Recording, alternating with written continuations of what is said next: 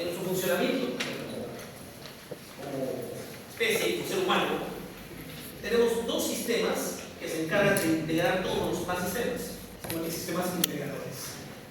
Quiere decir que sus órdenes van a afectar a toda la economía, o sea, a todo el cuerpo, de una u otra manera. Esos dos sistemas integradores son el sistema nervioso, que es el que vamos a revisar hoy día en la clase, y el otro sistema es el sistema endocrino, o endócrino.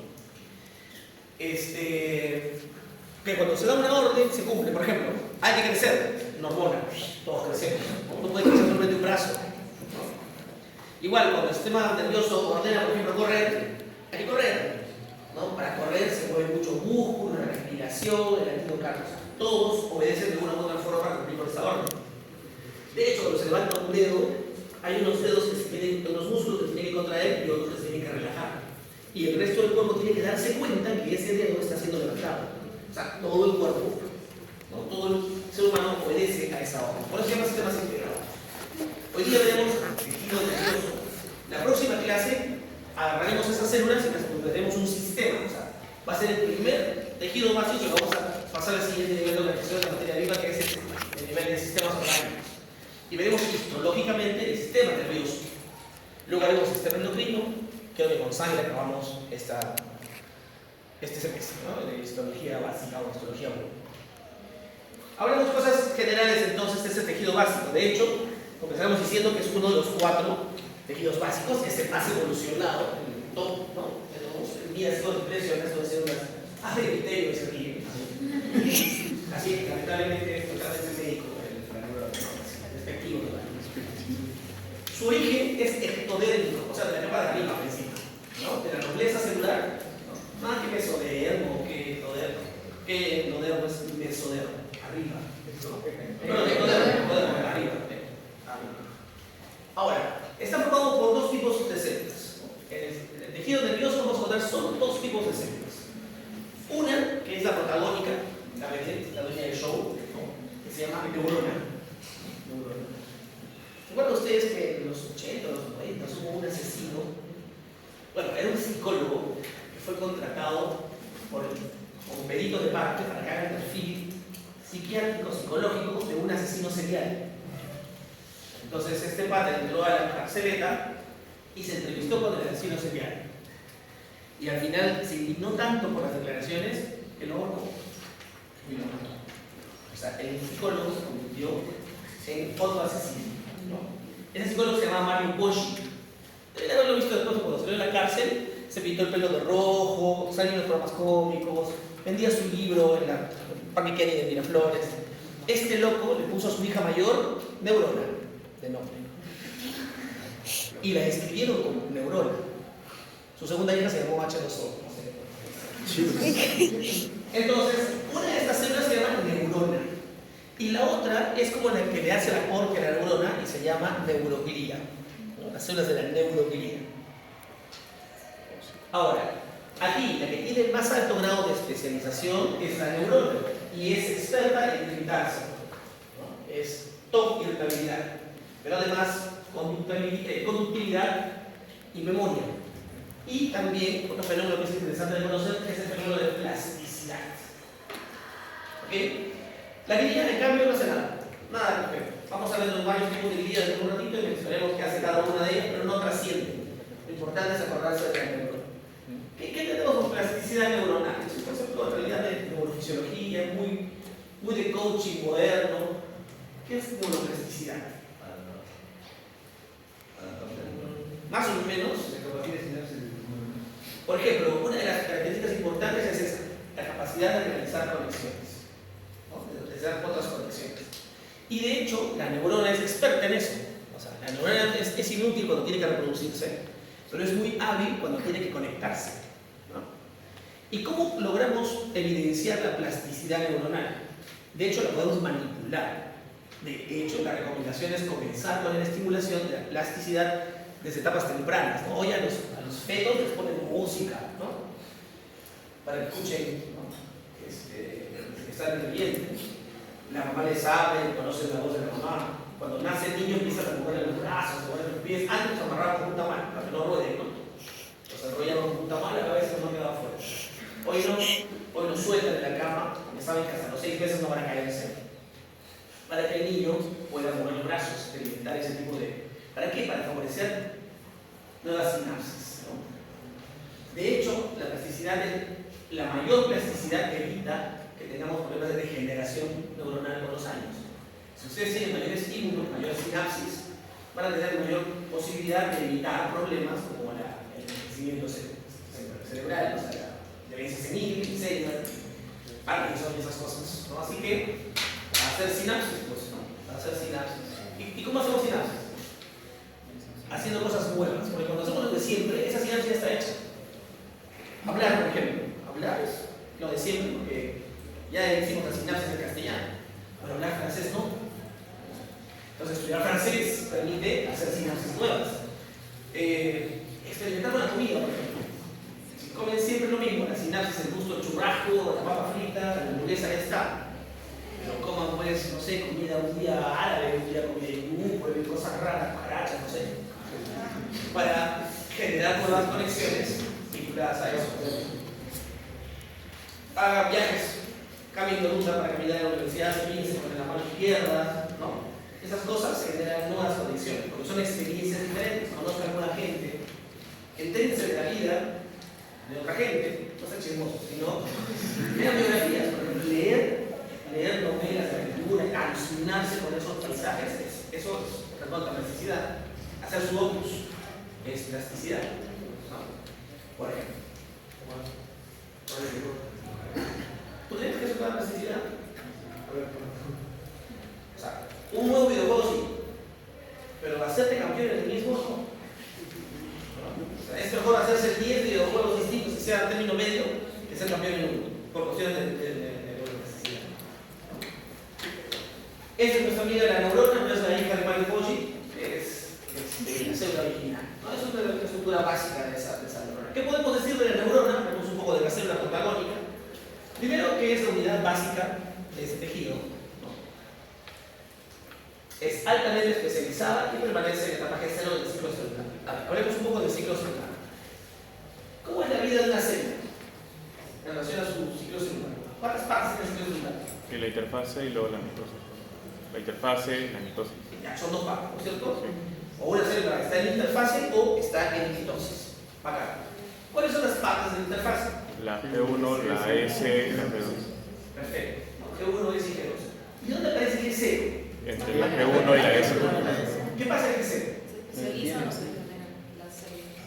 Genial. Nosotros una neurona que hace, nace de una mitosis, de esa lámina ectodérmica que un rato, se define, voy a ser neurona, ¿no? Perfecto, y luego adquiere la madurez morfológica, estructural, y empieza a trabajar.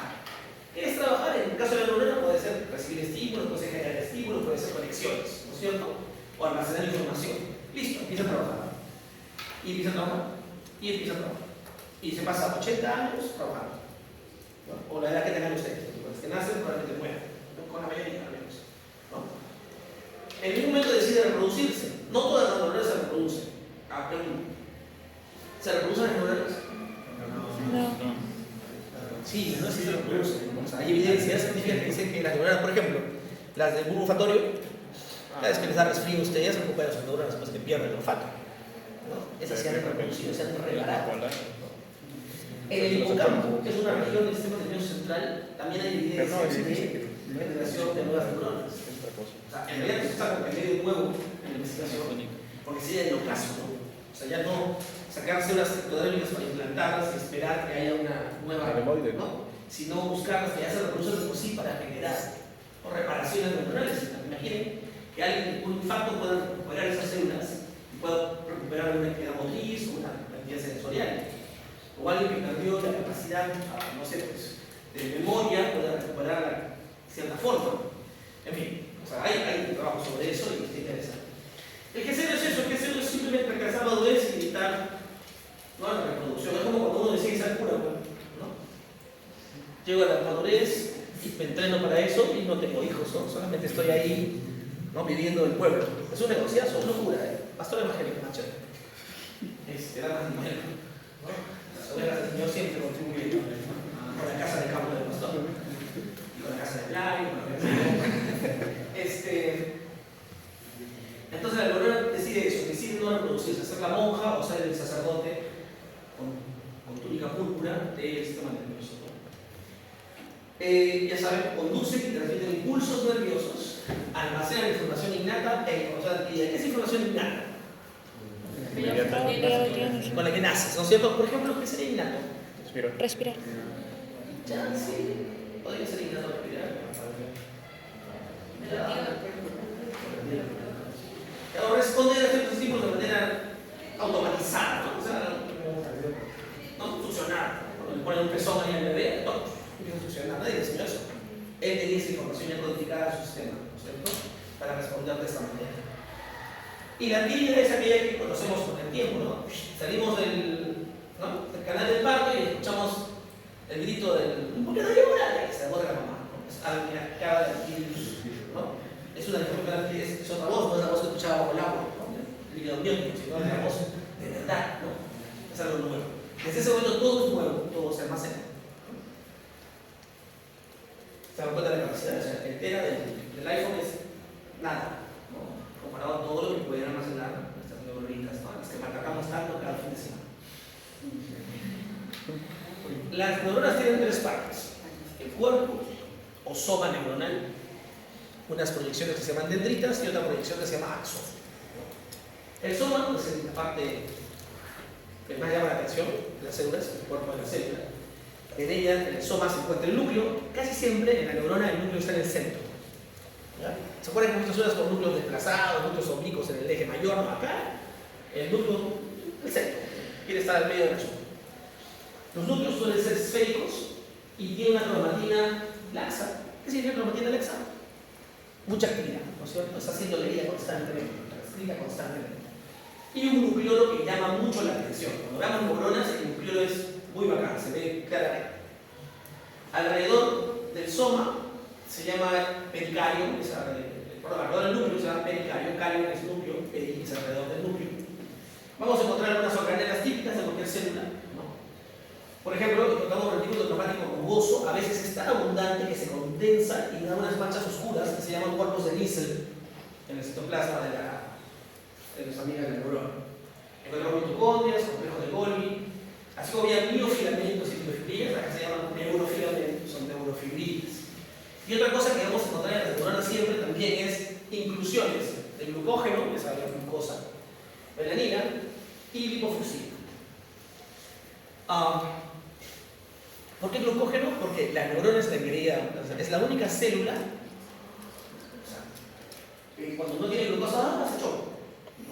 ¿No es la razón ustedes que cuando no comen, empiezan a sudar, tiemblan, se caen? Me parece que no se desmayan. Por las neuronas. La hipoglicemia, o sea, la falta de azúcar, de glucosa, genera automáticamente síntomas nerviosos, ¿no? Sudoración es un acompañante y pérdida de conciencia, trastorno de conciencia, desmayo, choco. Las neuronas hacen en contra, te tomas una Coca-Cola y al toque la neurona se despierta. Por eso guardan su glucosita en funciones de glucógeno, para no tener ese tipo de espectáculos, ¿no? Y la lipofuscina, ¿qué es la lipofuscina? Saca su cuenta que la neurona, mira, mi neurona tiene 47 años. Es mi edad, ¿no? Por lo tanto, en esos 47 años han habido cosas en el citoplasma que han desechado, que se han muerto, que se han puesto viejas, ¿no? O sea, la neurona no puede hacer lujo de decir, estoy llena de basura, me muero, y que venga un macrófago y me devore. No. La neurona tiene que seguir trabajando, porque esa neurona tiene una función. Entonces, lo que hace la neurona es, todo lo que no sirve en el citoplasma lo acumula y lo mete en un rincón. Así como una acumuladora. Como los acumuladores que guardan cosas dentro de la casa, y la casa sigue siendo la casa por fuera, pero por dentro se llena de cochinadas. Las neuronas viejas tienen muchas cochinadas adentro que se pintan un color rojo vino con la hematoxina y eosina, y eso se llama lipofuscina. O sea, una neurona vieja va a tener seguramente inclusiones de lipofuscina. Es un acúmulo, no sirve para nada, esa mancha agua, pero me da a entender que esa neurona es una neurona vieja, ¿no? O sea, tiene carácter de persona. Acá está con nuestra amiga neurona el cuerpo, ¿no? Es el núcleo en el centro, bien central, el nucleolo prominente. Acá están los cuerpos de Nissen, salen rojos, ¿no? Y bueno, complejo de Golgi, el retículo plasmático, lo usual, ¿no? Ya, acá hay una imagen de la neurona. Está bien pigmentada la foto, pero, miren, este es el. Acá está, reloj. Este es el cuerpo neuronal, es un triángulo. En el centro, redondeazo, el núcleo. y el nucleolo prominente, y cuerpos de níquel como cancha.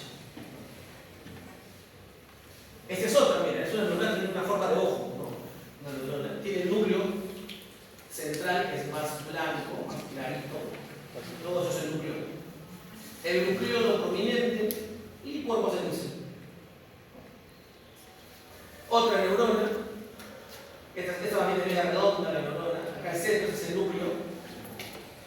nucleolo prominente.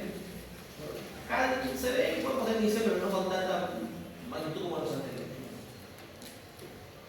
Bueno, del soma neuronal salen hacia la periferia unas proyecciones del citoplasma de la neurona que se llaman dendritas. La dendrita es una proyección que es gordita cuando está cerca del cuerpo neuronal, pero luego se va ramificando y se va haciendo más delgada, ¿no? A lo que se aleja o se distancia del cuerpo neuronal. Dentro del citoplasma de una dendrita, yo voy a encontrar la mayoría de las organelas que tiene el soma. Puedo encontrar mitocondrias, ¿no? Microtúbulos, bueno, neurotúbulos, neurofilamentos, como quieran llamarlos. Y en la parte superficial de la membrana de esa dendrita, algunas gemaciones o unas proyecciones de citoplasma a modo de espinas, que se llaman así, espinas dendríticas, ¿no? Y que son como ramitas de árbol, y esas espinas son como las zonas de conexión que va a tener la neurona con otras neuronas, son lugares para hacer sinapsis o unión. La neurona es como una antena de televisor, ¿no? Es la que recibe desde afuera las señales, es la parte receptora del estímulo que tiene la neurona. Después del soma neuronal sale una proyección que es única, que se llama axón. El axón es mucho más largo usualmente que las dendritas, incluso hay células que son muy largas gracias al tamaño largo de su axón, en cuyo citoplasma interior yo no voy a encontrar todas las organelas, pero no encuentro cuerpos de níquel, raramente mitocondrias, casi solo el citoplasma y citoesqueleto en el centro de un axón, ¿no? Y el axón no tiene ramificaciones hasta que acaba. En la parte final, el axón recién se ramifica, ¿no? Esa ramificación final se llama telodendrón, ¿no? Telodendrón. En cambio, la dendrita se ramificaba desde el comienzo. Este es único, largo y al final, su telodendrón, ¿no? Así como la dendrita percibe la señal, el axón es el que emite la respuesta. Es la parte de la célula que se encarga de emitir respuestas, ¿no? Conduce impulsos nerviosos mediante las sinapsis. Los transmite a otras neuronas, a células musculares o a células epiteliales, que lo veremos en un momento. Listo.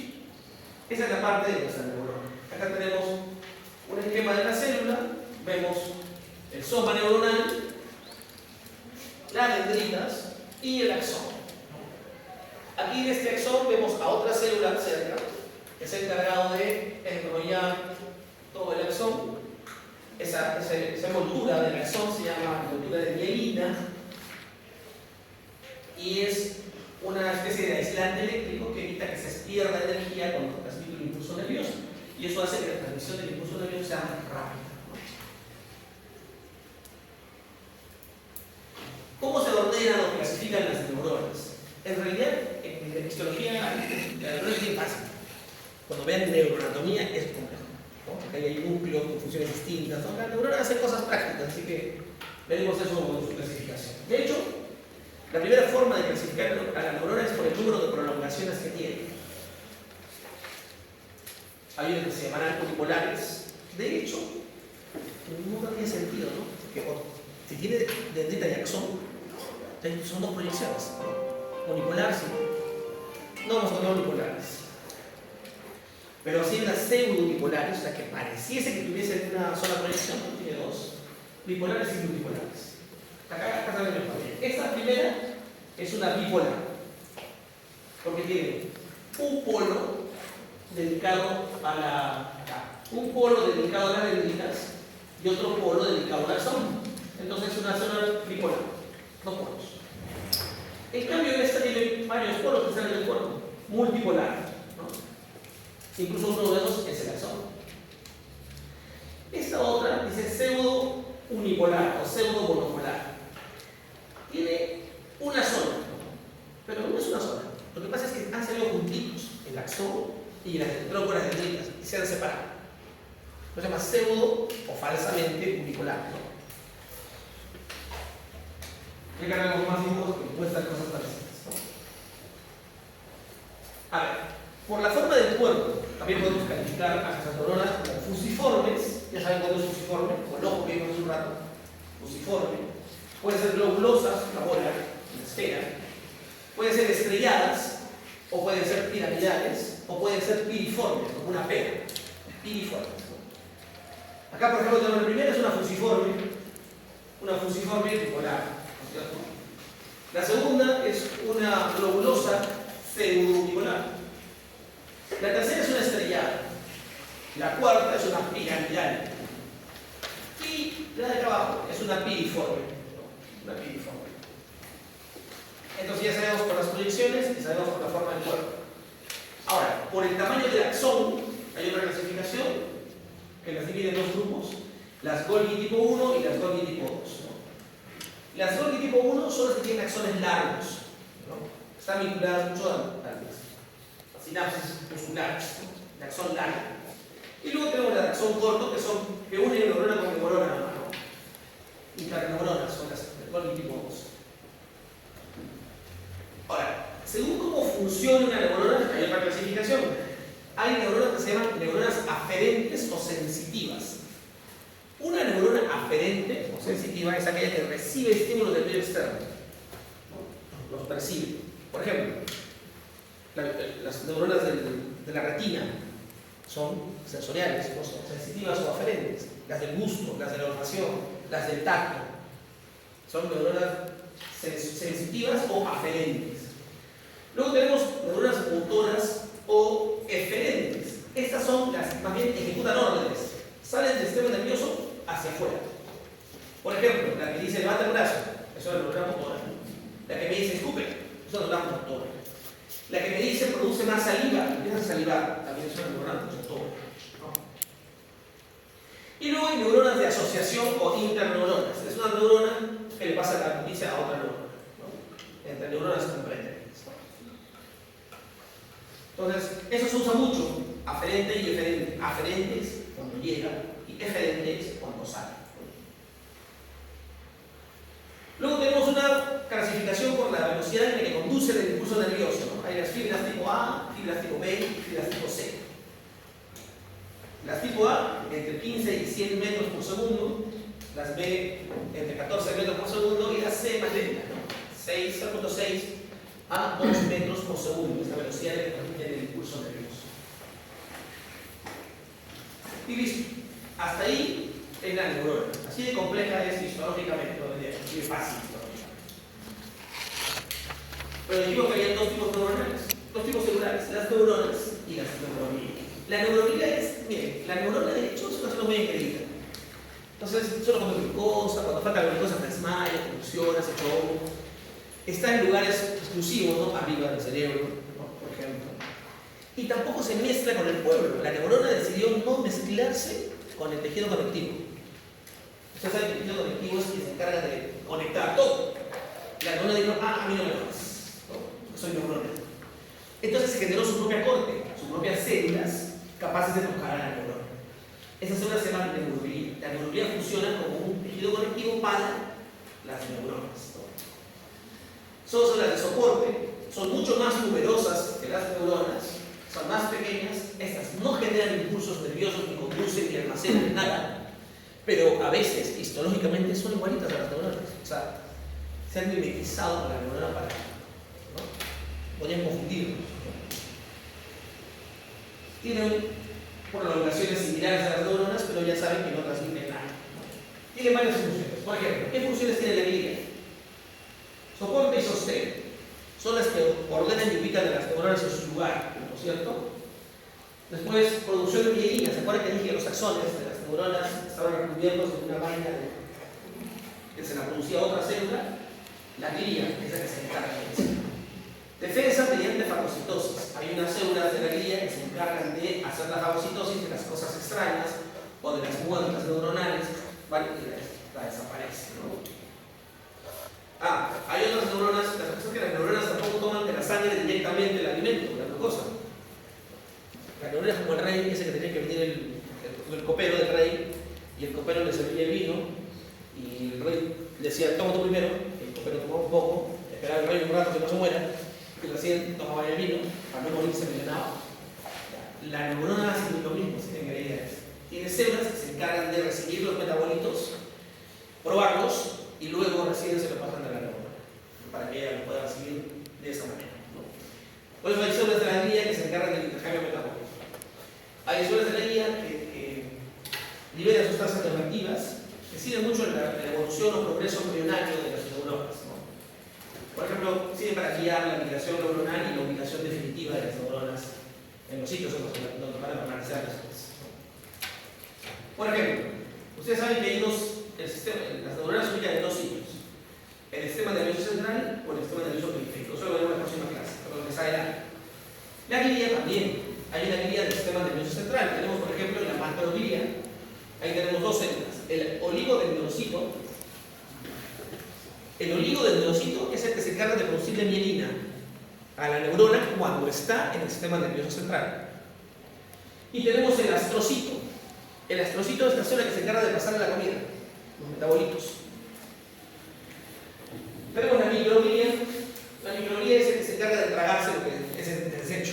Es el macrófago, que se come lo que las neuronas han desechado, o cuando una neurona muere y ese cuerpo no puede estar ahí, viene y se lo come la microglía. Y tenemos unas células especiales que se llaman epéndimo, que es parecido a un epitelio que reviste las cavidades que tiene el sistema nervioso.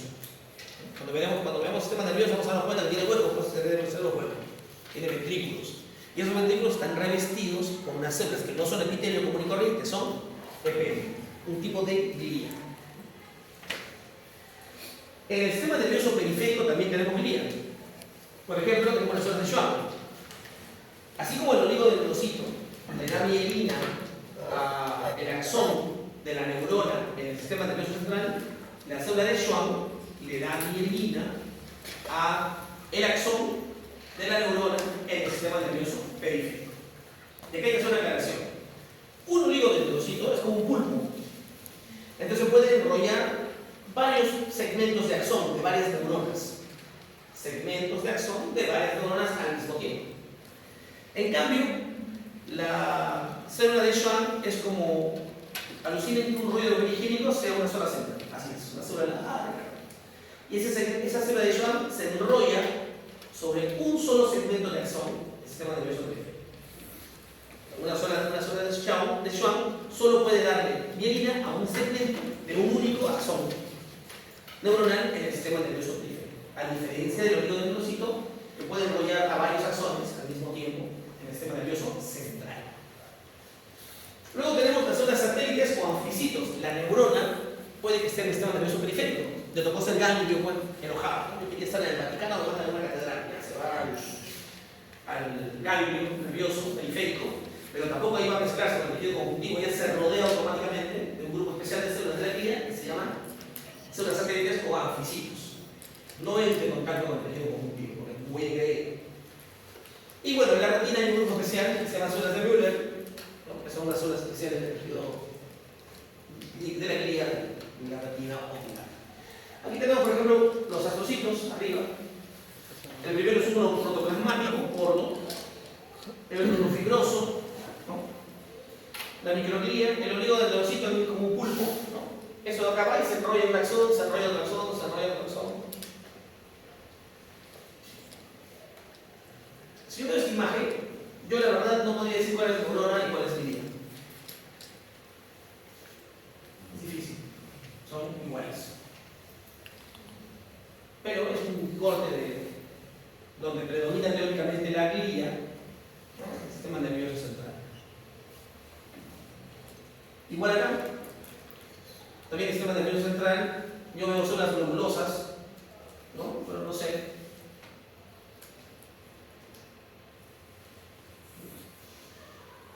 Aquí sí, ese epéndimo, ¿no? Es como un epitelio que reviste una cavidad, pero es glía, es epéndimo. Aquí tenemos un oligodendrocito, yo les dije un oligodendrocito puede emitir varias proyecciones y enrollar varios segmentos de mielina, ¿no? Este es el axón, lo enrolla, lo enrolla ya, lo enrolla acá. En cambio, una célula de Schwann es así. Este es el axón, la célula de Schwann se pone y empieza a enrollarse como un rollo poligénico. Y termina siendo así. El axón enrollado por un solo segmento. Uno solo segmento enrollado por una sola célula de Schwann.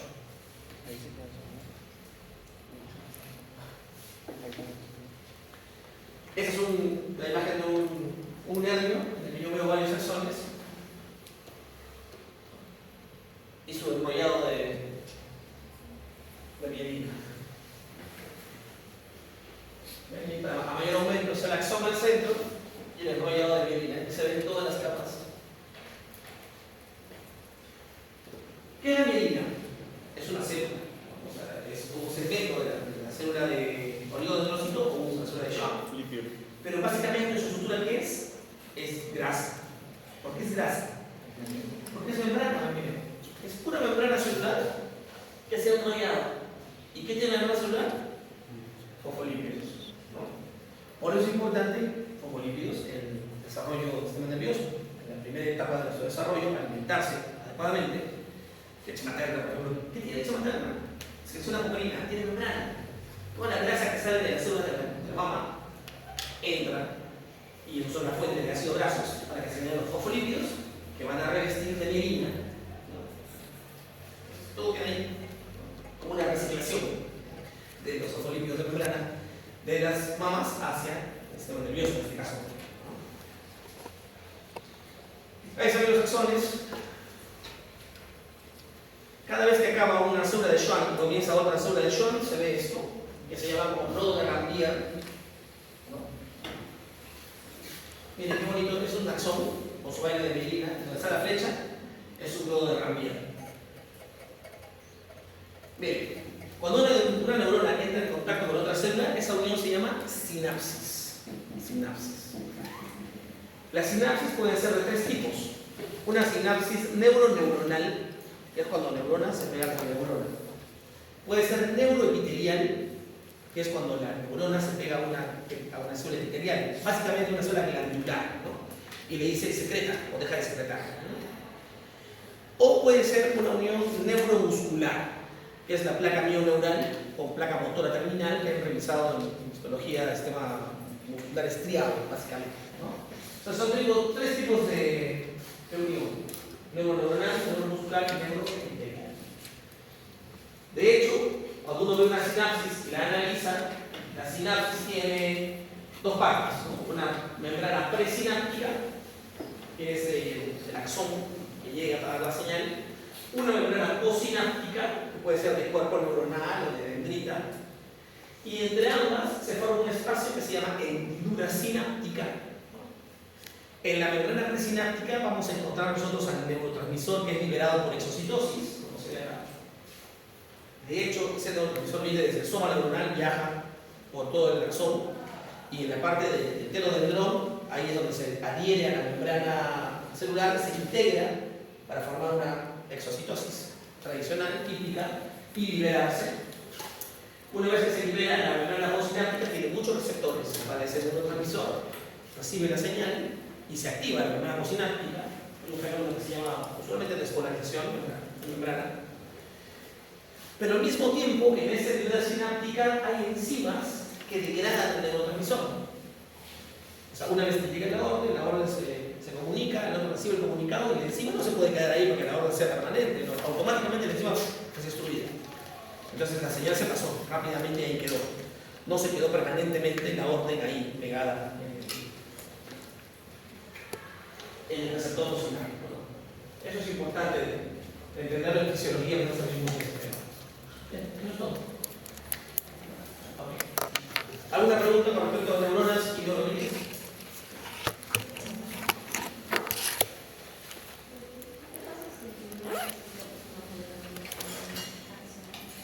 Si no existe el todo también. A ver. El axón que tiene dos ramillas es el axón periférico, ¿no? El axón que está en el sistema nervioso periférico.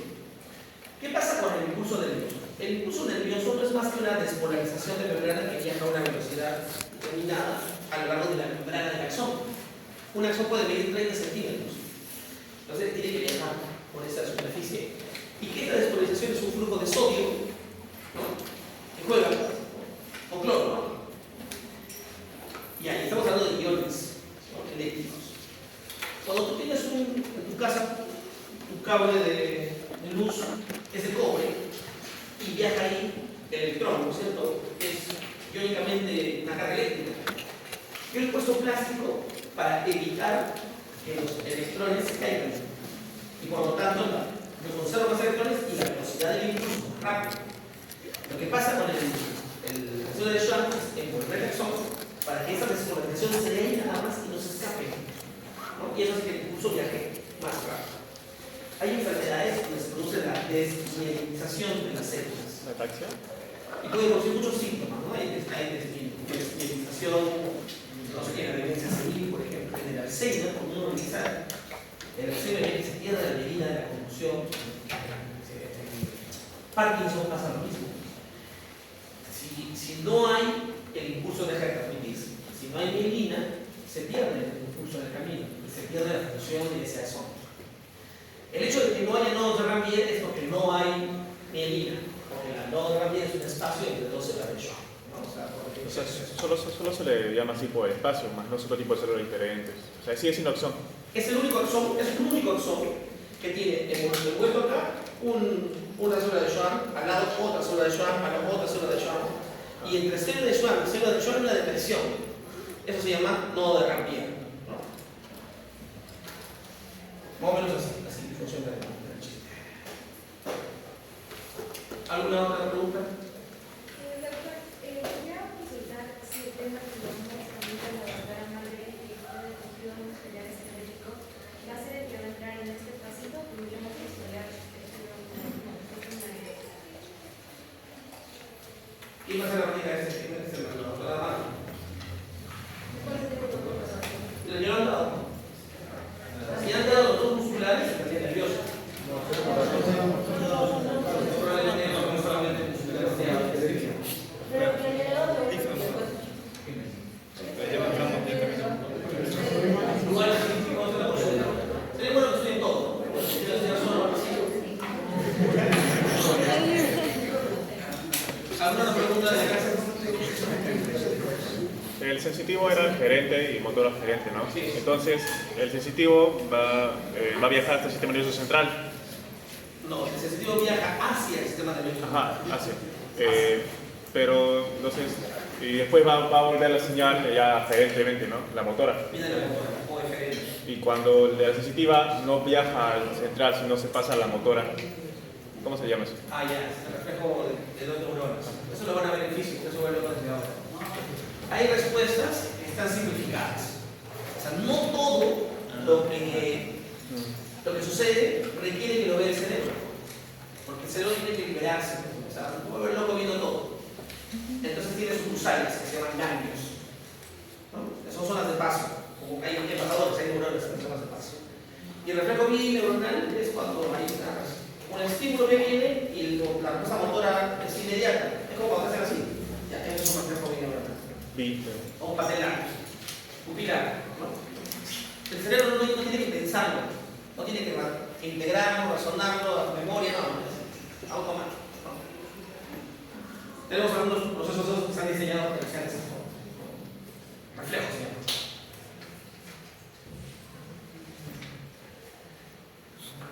¿Alguna pregunta? ¿Más? Yo me quedé mucho pensando. Muy buenas, nos quedamos aquí entonces.